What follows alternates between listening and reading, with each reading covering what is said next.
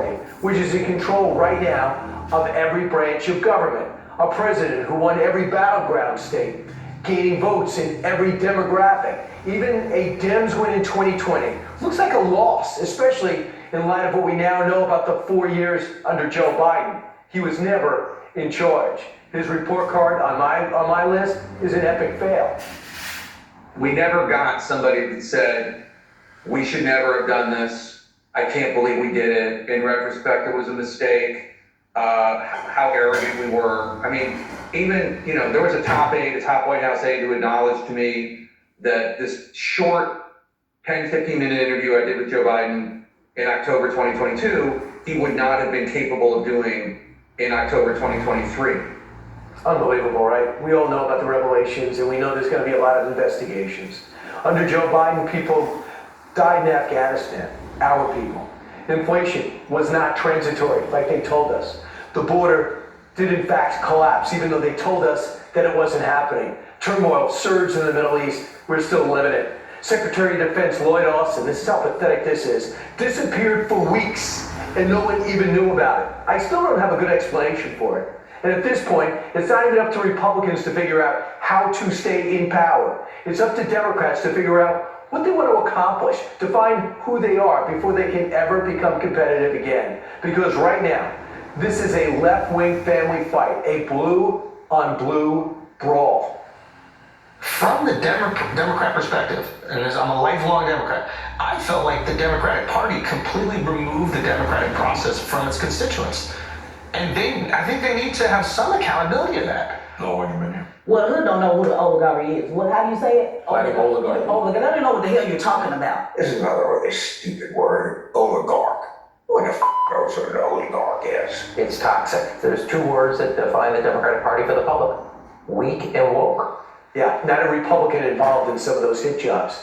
The Bidens, Kamala Harris, and former Secretary of Health and Human Services Xavier Becerra are now marked with the scarlet letter B for Biden and C for cover-up. Here's an example I wanted to show you because I think it's a bigger story. You got former Democratic Los Angeles Mayor Antonio Villaraigosa calling out the Democrats in a way that only Donald Trump has done in the past, writing this in part: voters deserve to know the truth.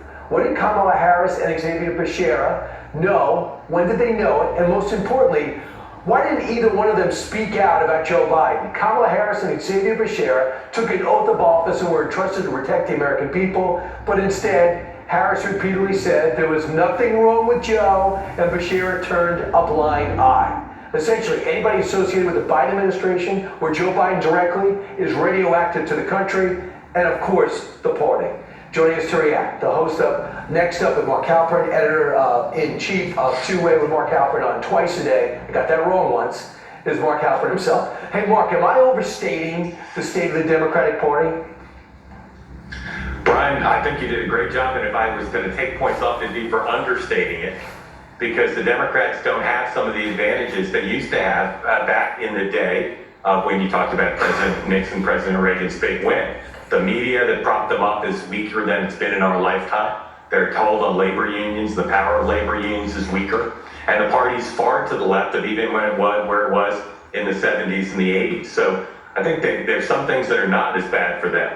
The Electoral College is not as bad as it was back then for them when there were states they couldn't possibly win and now are in play. But I think you did a pretty fair job of laying it out. They're divided. They can't agree on what happened. They can't agree on where they want to go next. There's plenty of time to do those things, but they're not there now. If, for example, Victor Davis Hanson wrote the book that Jake Tapper and Alex Thompson wrote, I think it's easy to be marginalized. The Oversight Committee would just come out and Democrats would say, oh, he's a conservative columnist, just made that up and it's not true. But the fact that Jake Tapper and Alex Thompson wrote it, I think it puts them in a box. So are they going to call somebody with no conservative roots political when they don't seem to have anything to gain except book sales? Are they going to diminish it? Are they going to fight what many people think are facts?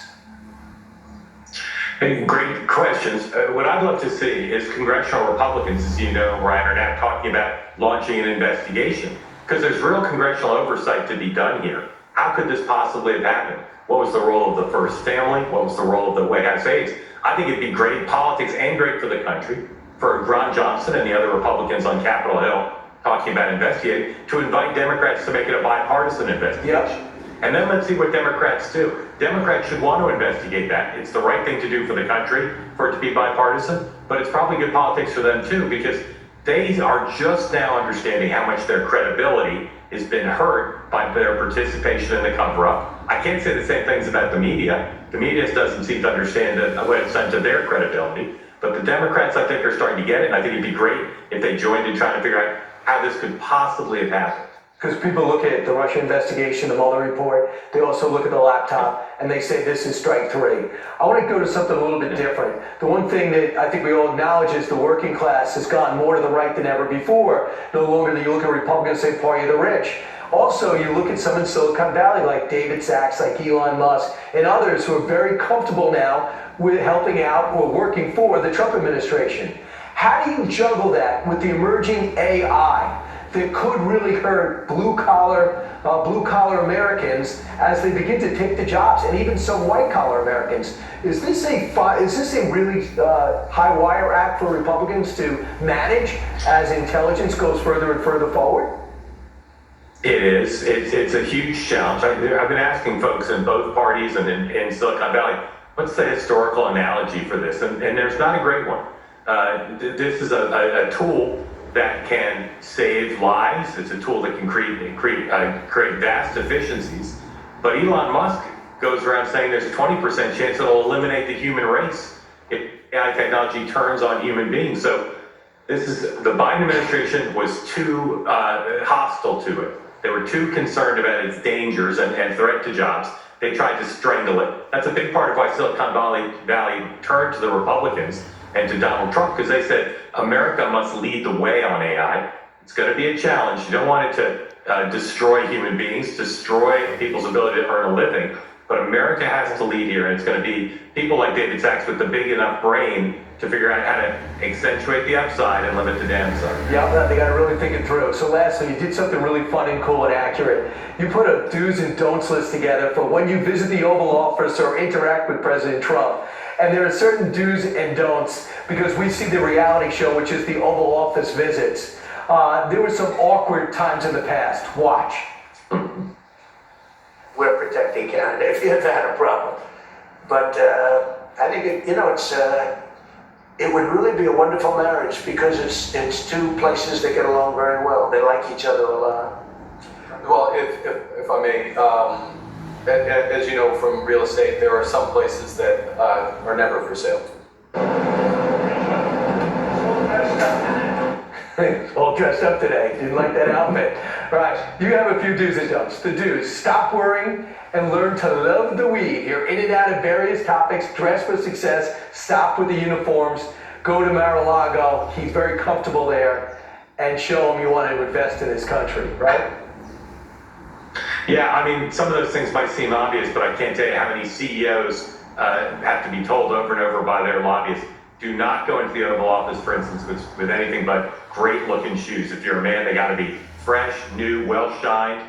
And if you're going to want to spend time with the president, the best place to do it is at Mar-a-Lago, where that patio is wide open, and he's a table hopper and a great host. You're most likely to get FaceTime there that can be pretty meaningful. Bring up his don't bring up his family. Sport a spread collar, not good. Go to Bedminster, it's a mistake. Pick Mar-a-Lago. Do's and don'ts as you see it. Mark Halpern, thanks so much.